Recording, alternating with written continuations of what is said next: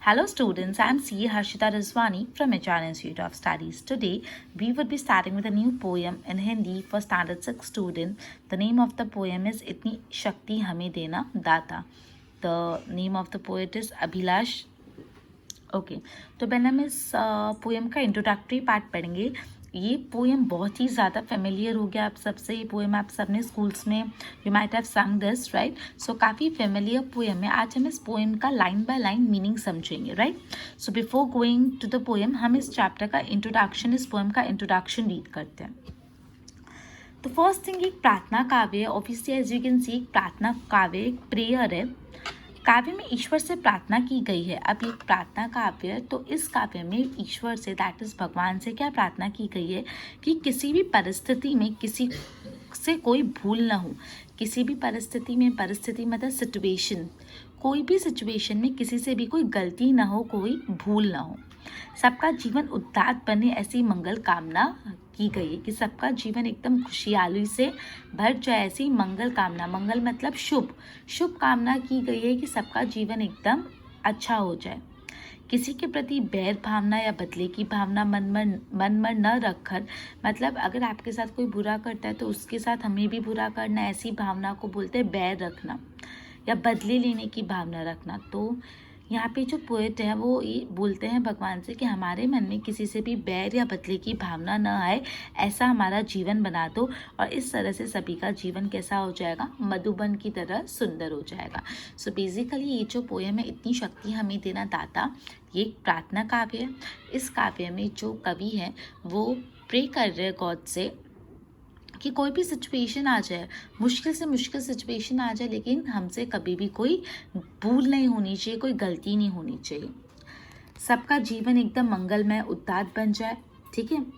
हम किसी के प्रति कभी भी कोई बैर की भावना ना रखे, ऐसा कवि बोलना चाहते। सो ये था चैप्टर का समरी, सॉरी पोएम का समरी। अब हम पोएम स्टार्ट करते हैं। First paragraph, just a minute.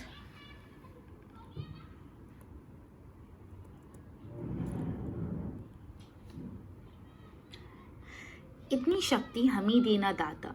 यहाँ पे जो पोएट है, ये पोएम किसको डिनोट करे, डेडिकेट करे? दाता। दाता मतलब भगवान। सो जो कवि हैं वो दाता, दैट इज भगवान को बोल रहे हैं हमको इतनी शक्ति देना, ताकत देना।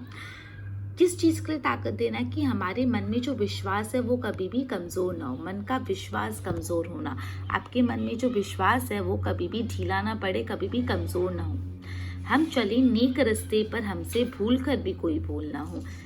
कवि बोल रहे हैं हम हमेशा एक नेक रास्ते पे चले। नेक रास्ता मतलब अच्छा रास्ता, नेकी करना मतलब अच्छे कर्म करना, और नेक रास्ता मतलब अच्छा रास्ता। तो कवि कहते हैं कि हम हमेशा एक अच्छे रास्ते पे चले और गलती से भी हमसे कभी भूल ना हो जाए, भूल से भी भूल ना हो।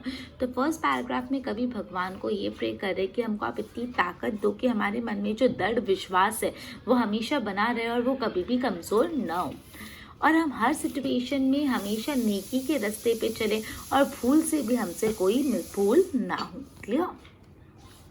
सेकेंड पैराग्राफ में कवि क्या बोलते हैं ईश्वर से? दूर अज्ञान की हूँ अंधेरे, तो हमें ज्ञान की रोशनी दे। मतलब बोला है अगर अज्ञान का अंधेरा छा जाए जिस समय पे, अज्ञान का अंधेरा मतलब सामने सिर्फ अज्ञान ही दिख रहा है, बिल्कुल उजाला नहीं, अज्ञानता फैल गई है, उस समय पे कवि क्या मांगते हैं भगवान से? कवि मांगते हैं ज्ञान की रोशनी। कवि चाहते हैं वो अपने ज्ञान से रोशनी फैलाते। जब दूर दूर एकदम अज्ञान का अंधेरा फैला हुआ है तो कवि भगवान से ये प्रे करते कि वो भगवान उनके लिए ज्ञान की रोशनी फैलाए। हर बुराई से बचते रहें हम, जितनी भी दे भली जिंदगी दे। उसके बाद कवि बोलते कि हम कभी किसी की बुराई ना करें, ना किसी बुराई में इन्वॉल्व हो, मतलब हर टाइप की बुराई से हम बच के रह जाएं, और हमारी जितनी भी ज़िंदगी दी है आपने वो अच्छी ज़िंदगी देना। लंबी ज़िंदगी नहीं, अच्छी ज़िंदगी चाहिए, ठीक है? तो जितनी भी ज़िंदगी आपने दी है वो भली होनी चाहिए। भली मतलब अच्छी होनी चाहिए। बैर होना किसी का किसी से, भावना बदले की मन में होना। कोई भी इंसान किसी भी दूसरे इंसान से कभी बैर ना करे। बैर करना मतलब बदले का भाव रखना, मन में उस सामने वाले इंसान के प्रति कुछ गलत भाव रखना, और जो बदले की भावना है वो कभी भी मन में ना आए, ठीक है? सो वापस ये पढ़ लेते हैं। कवि प्रे करते हैं कि जो अज्ञान के अगर अंधेरे छा जाए तो उस टाइम पे आप हमको क्या दो, ज्ञान की रोशनी दो। जितनी भी बुराइयां हम उनसे बचते रहे, हमारे पास जितनी भी जिंदगी बाकी है वो कैसी बीतनी चाहिए, भली जिंदगी होनी चाहिए, अच्छी जिंदगी होनी चाहिए। कोई भी इंसान दूसरे इंसान से बैर ना रखे और अपने मन में बदले की भावना ना रखे। ओके, तो ये 2 पैराग्राफ अभी तक अपन ने पढ़े हैं, जिसमें हमने फर्स्ट पैराग्राफ में देखा जो कवि हैं वो ईश्वर से शक्ति मांग रहे कि उनका मन का विश्वास हमेशा अटूट वैसा का वैसा बना रहे, वो हमेशा नेक रास्ते पे चले और भूल से भी उनसे भूल ना हो। उसके बाद जब अज्ञान का अंधेरा छा जाए तो भगवान से वो प्रार्थना करते हैं कि ज्ञान की रोशनी फैला दो, हर बुराई जितनी भी खराब बातें हो बचते रहे और जितनी भी जिंदगी उनके पास है वो कैसी हो, भली। कोई किसी का बैर नहीं करे, कोई भी किसी के मन में भावना बदले की भावना ना आए। आगे पढ़ते हैं। हम ना सोचे हमें क्या मिला है, हम ये सोचे किया क्या है अर्पण। कभी कहते हैं हमारे मन में एक ऐसा भाव उत्पन्न करो कि हम ये नहीं सोचे कि हमें क्या क्या चीज़ें मिली है, हम ये सोचे हमने कितनी चीज़ें अर्पण की है। हम हमेशा ये जो सोचते हैं हमको ये नहीं मिला, वो मिला, ये मिलना चाहिए था, इतना ही मिला।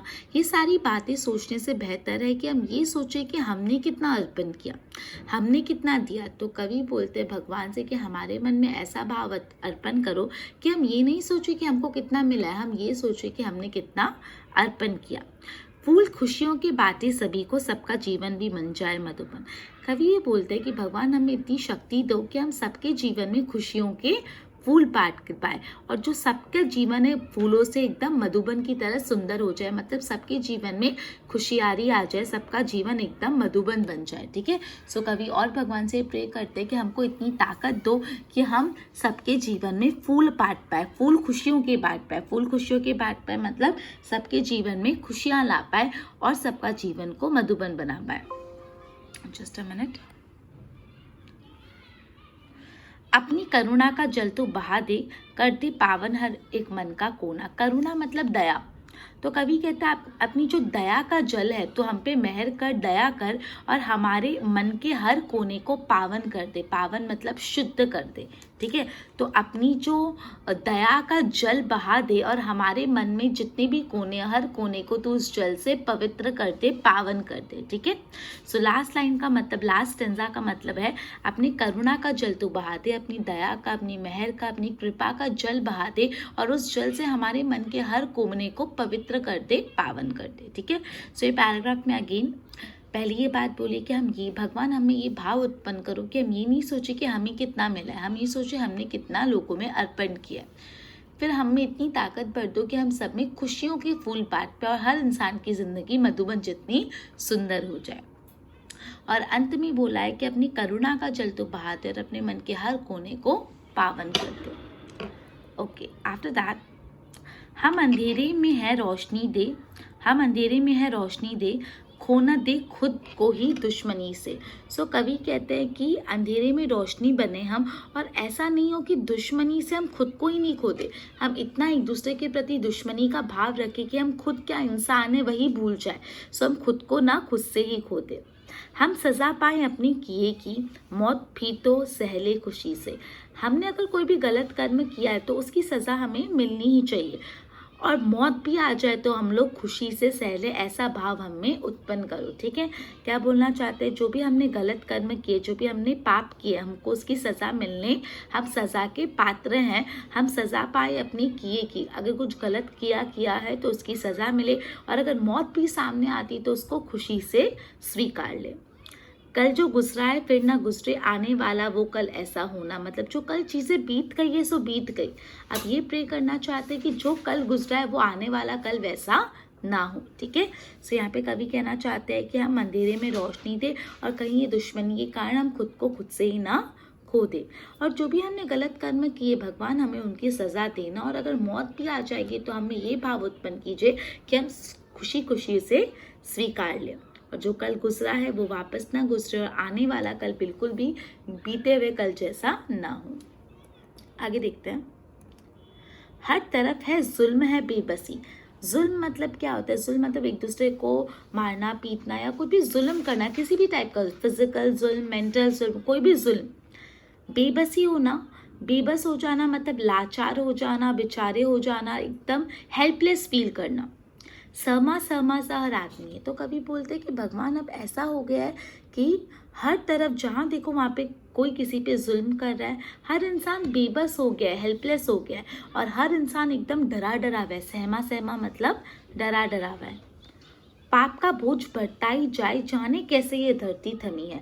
मतलब हर इंसान इतने पाप कर्म कर रहा है, इतना पाप कर रहा है कि पाप का बोझ दिन ब दिन बढ़ता जा रहा है, और कभी को ये समझ नहीं आ रहा ये धरती इतनी पाप का बोझ सहन कैसे कर पा रही है, जाने कैसे ये धरती थमी है। मतलब ये धरती इतना पाप का बोझ सहन भी कैसे कर पा रही है। बोझ ममता से तू ये उठा ले, तेरी रचना का ही अंत होना। फिर कभी अंत में बोलते हैं कि जैसे एक माँ अपने बच्चे पे अपनी ममता दर्शाती है, वैसे ही तो हम पे ममता दर्शा के ये बोझ को उठा ले, और जो आपकी रचना है, रचना मतलब क्रिएशन, ये जो भगवान की रचना ये दुनिया है, उसका कभी भी अंत होना। ठीक है। सो लास्ट पैराग्राफ में क्या बोलना चाहते हैं कि जहाँ देखो वहाँ जुल्म है, बेबसी है, हर बंदा हर इंसान एकदम सहम सा गया है। इतना पाप का बोझ बढ़ता जा रहा है कि कभी को ये नहीं समझ आ रहा कि बोझ धरती उठा कैसे रही, भगवान या बोझ उठा कैसे रहे हो।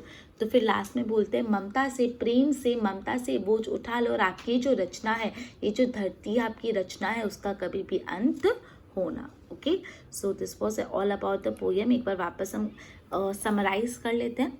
फर्स्ट पैराग्राफ में पोएट ने शक्ति मांगी है भगवान से, जिससे उनका मन का विश्वास कभी कमज़ोर ना हो, और वो हमेशा अच्छे रास्ते पे चले, और भूल से भी उनसे कोई भूल ना हो। फिर कभी बोलना चाहते हैं कि जो अज्ञान की जब अंधेरे छा जाए तो कभी क्या मांगते हैं भगवान से, ज्ञान की रोशनी। कभी चाहते हैं कि वो हर बुराई से बचते रहे, और जितनी भी उनके पास लाइफ है वो कैसी बीते, भली तरीके से बीते। कोई किसी का बैर नहीं करे, किसी के भी मन में किसी के प्रति बदले की भावना ना आए। फिर कभी बोलते हैं हमें ये भाव उत्पन्न करो कि हम ये नहीं सोचे हमें क्या मिला है, हम ये सोचे हमने क्या दिया है। हम सबके जीवन में खुशियों के फूल बांटे, और सबका जीवन भी एकदम मधुबन की तरह सुंदर हो जाए। हमारी अपनी जो करुणा है, भगवान आपका जो दया का जल है वो हम पे बहा दो, और हमारे मन के हर कोने को पवित्र कर दो। हम अंधेरे में भी रोशनी दे, खोना दे खुद को दुश्मनी से। फिर कभी बोलते हैं कहीं ऐसा ना हम इतना दुश्मनी पाल ले कि खुद को ही खो दे, और जो भी हमने गलत कर्म किए उसके हम सजा पाएँ, और मौत आए तो भी वो हम खुशी खुशी सहन कर ले। जो कल गुजरा है वो भगवान करे आगे ना गुजरे। हर तरफ पाप है, बेबसी है, जुल्म है, हर बंदा हर इंसान सहम सा गया है। पता नहीं धरती ये बोझ कैसे उठा रही है।